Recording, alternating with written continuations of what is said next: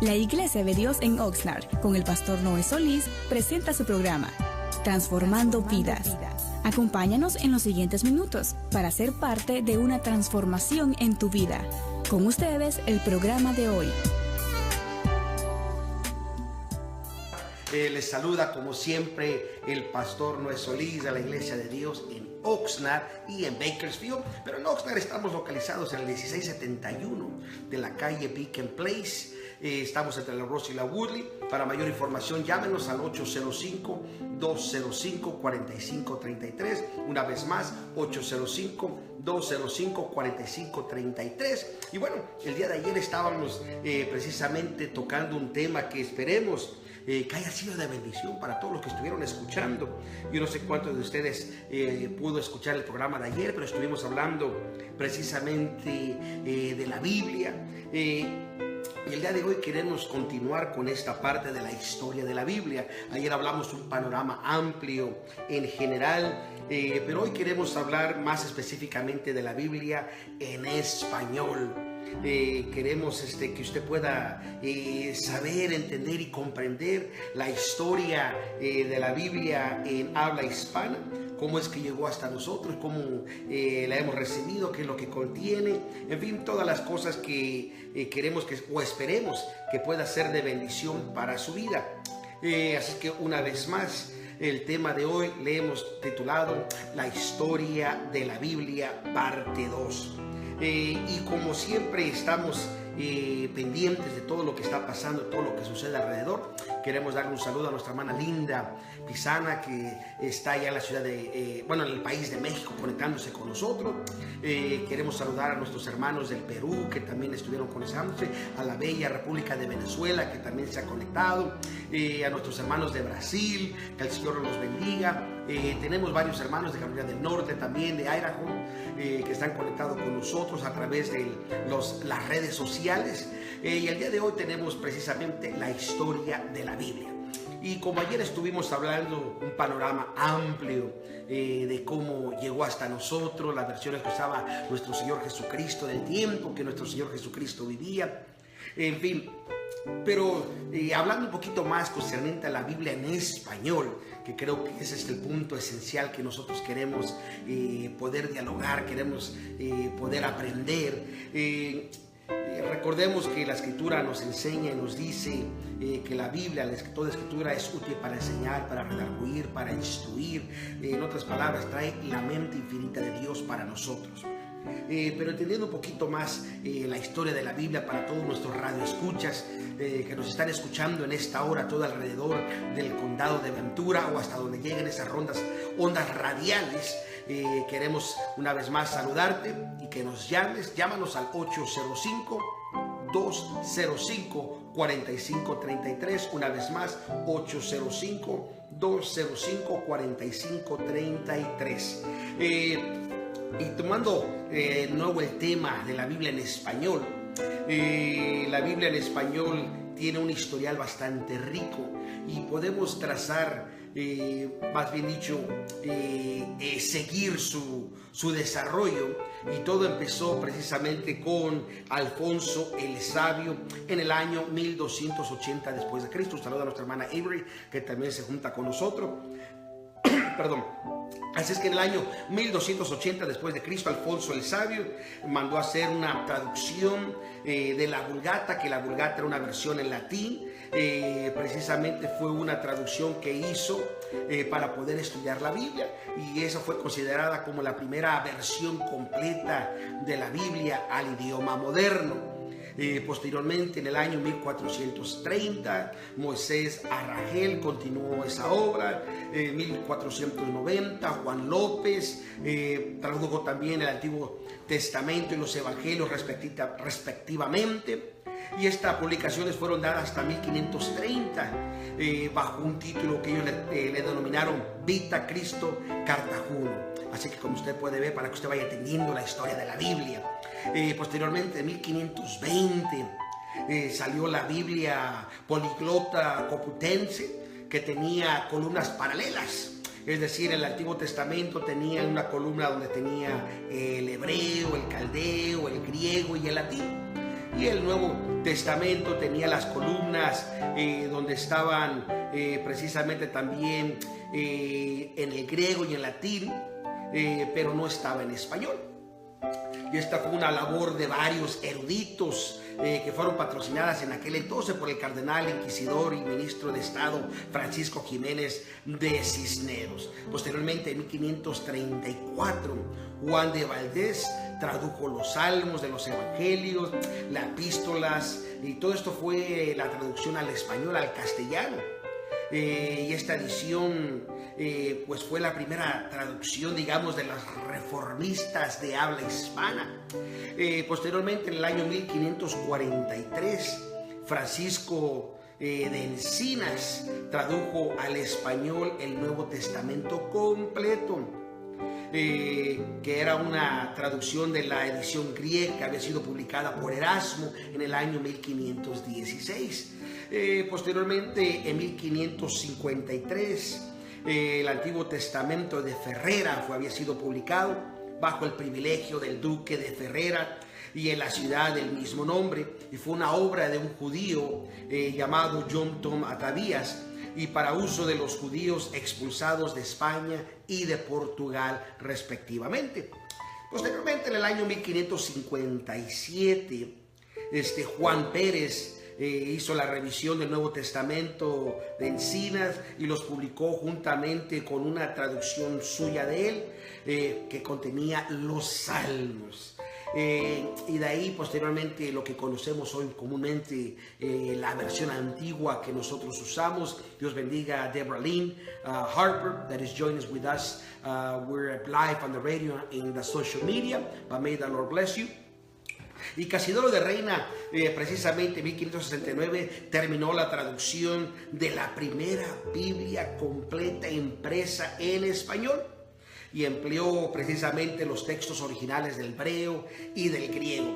Y posteriormente algunas versiones anteriores, como la de la Ferrera, las había incluido. Y esta es la versión mejor conocida también bajo el nombre de Capriciano de Valera, quien revisó la obra de Reina y la volvió a publicar de nuevo en el año 1602. Otras versiones que se hicieron de esta versión, que han sido aceptadas para todos comúnmente como versión antigua, son de la versión 1602, 1862 hasta 1909. Después de 1909, cualquier traducción ya es conocida, más bien dicho, como versiones modernas, versiones ya nuevas. Pero la versión antigua de Casidro de Reina, Capriciano de Valera, 1602 hasta 1909, que son las versiones que nosotros usamos fielmente para poder entender estas versiones bíblicas.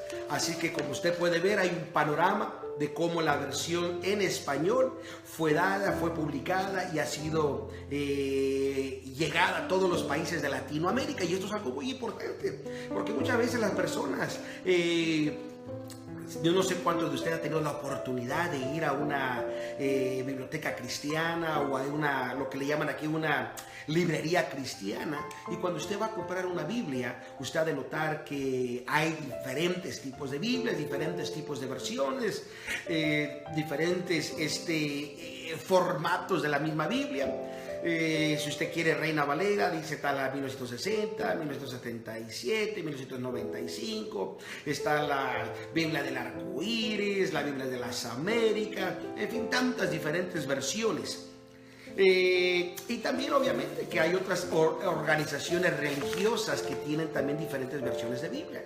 Los Testigos de Jehová han procreado su propia Biblia en una forma que se apega exactamente a la traducción e interpretación de la doctrina o la herejía que ellos enseñan y practican. Están, por ejemplo, los mormones, que sacaron el libro del Mormón, que dice en otro testamento de nuestro Señor Jesucristo, cosa que es algo totalmente falso. Históricamente, las cosas que mencionan no han sido nunca comprobadas y no podrán ser comprobadas porque no existían. Posteriormente también está la Biblia católica, que muchas personas personas la tienen o la han leído, y a veces han notado que hay más libros en esa Biblia que la Biblia que usan comúnmente los cristianos. La Biblia que nosotros usamos los cristianos contiene 66 libros que ya han sido aprobados por el canon. Y el canon era un grupo de eruditos que se dedicaron a buscar que los libros que contenieran la Biblia eran inspiración de Dios. Recordemos que a través de la historia se han encontrado muchos libros, muchos manuscritos, y al parecer, no porque sean antiguos o hablen de cierta forma o tengan algún nombre que comúnmente conocemos, quiere decir que son libros aceptados. Libros como el libro de Enoch, como el libro o el Evangelio de Tomás, que son libros no canónicos que se les conoce, es decir, no aceptados como inspiración divina porque contradicen al resto de la Biblia. Y una de las cosas que hay en la Biblia, que es algo hermoso, interesante y exclusivo de poder observar, es que la Biblia no se contradice. Lo que pasa es que las versiones que han sacado modernas han corrompido el origen del texto. Y una de las cosas, si ustedes recuerdan, el día de ayer estábamos hablando que en el tiempo de nuestro Señor Jesucristo se usaba la versión, la Septuaginta, que era una traducción al griego de los 70 eruditos del Antiguo Testamento al griego. Posteriormente, durante el tiempo de la historia en la Biblia se han encontrado otras versiones que se han adoptado para la interpretación de algunas escrituras. Una de ellas es conocida precisamente como el Textus Receptus, o más bien dicho conocido como el texto recibido, y estas son la mayoría de los manuscritos griegos que concuerdan entre sí mismos y han sido aceptados y aprobados por la mayoría de los cristianos por los últimos 400 años. Esto es algo importante que nosotros debemos de notar. Pero también hay otras versiones conocidas como las versiones corruptas, que son más antiguas que el Textus Receptus, pero estas versiones son corruptas y te las vamos a explicar por qué. Una de ellas son conocidas como los manuscritos sináticos y los manuscritos del Vaticano.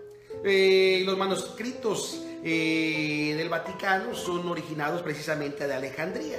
Recordemos que Alejandría, que es una de las ciudades de Egipto, fue una de las capitales precisamente de Egipto en su momento. Ellos competían con Grecia dentro de la filosofía, pero a diferencia de Grecia, en Alejandría, Egipto, se habían levantado los filósofos cristianos o creyentes, o que por lo menos reconocían la religión o la creencia cristiana.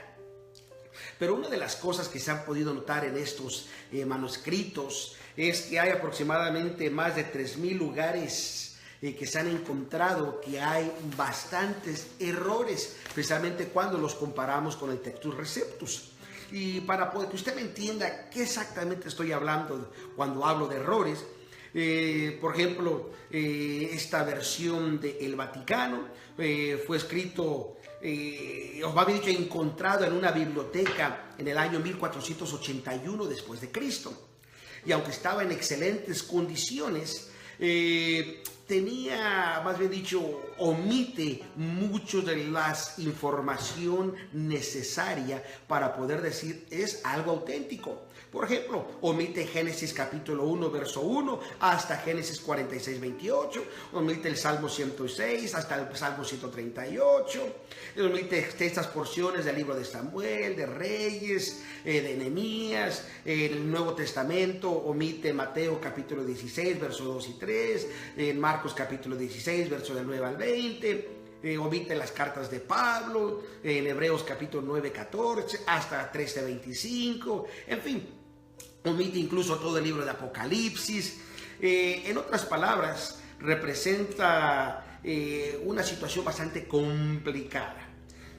También los manuscritos del sináticos o sinaiticos, que fueron también encontrados en el año 1844 en un pilón de basura en el monasterio de Santa Caterdina, cerca del monte Sinaí, por un hombre llamado Tischendorf, y contenía casi todo el Nuevo Testamento. Y estos manuscritos están también mutilados de correcciones. Se dice que más de 10 hombres hicieron correcciones a esos escritos. Especialmente cuando ponen las luces ultravioletas, pueden ver cómo habían escrito, se borraron, volvieron a escribir, volvieron a borrar. Y como van identificando el tipo de letra que se usaba, es como pudieron determinar que había más de 10 diferentes escritores. Así que con todo esto, es para que usted tenga una idea más o menos de cómo ha sido el desarrollo de las Biblias. Y es por eso que nosotros recomendamos fielmente la versión antigua como el uso correcto para la interpretación de las cosas que usted y yo necesitamos saber. Y es tan importante, le voy a dar un ejemplo. El libro de los Evangelios, por ejemplo, en la versión antigua, Mateo hace una expresión tan importante que dice que el reino de los cielos se hace fuerte y los valientes lo arrebatan. Mas sin embargo, en la Biblia de las versiones modernas hay algo completamente diferente en las versiones modernas.